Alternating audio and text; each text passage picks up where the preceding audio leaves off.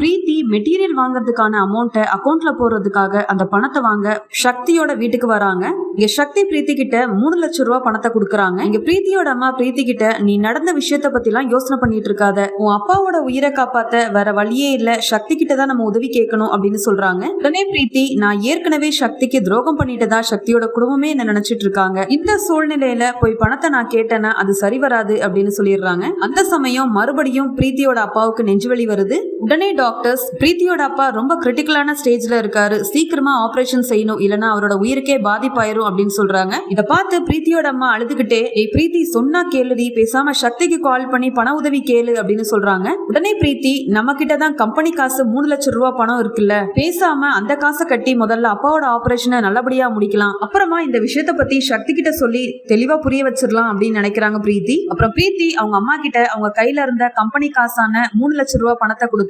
அப்பாவோட ஆபரேஷனுக்கு சீக்கிரமா ஏற்பாடு செய்யலாமா, இந்த பணத்தை ஆபரேஷனுக்கு நம்ம கட்டிடலாம் அப்படின்னு சொல்றாங்க.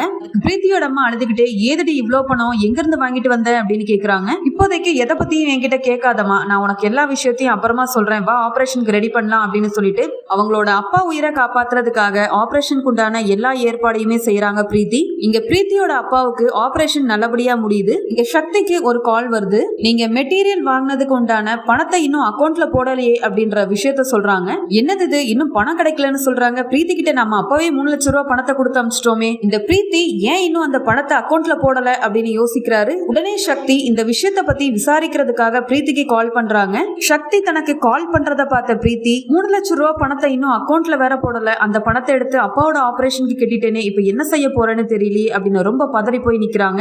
சக்தி 3 லட்சம் ரூபாய் பணத்தை பத்தி கேட்டா என்ன சொல்றது, எப்படி அந்த 3 லட்சம் ரூபாய் பணத்தை திருப்பி தரதுன்னு ஒண்ணுமே புரியலையே அப்படின்னு ரொம்ப குழப்பத்துல இருக்காங்க. சக்தி, பிரீத்தி எதுக்கு என்னோட கால் அட்டன் பண்ண மாட்டேங்கிறா, 3 லட்சம் ரூபாய் பணத்தை எதுக்கு அவ அக்கௌண்ட்ல போடல அப்படின்னு பயங்கர கோவத்துல இருக்காரு.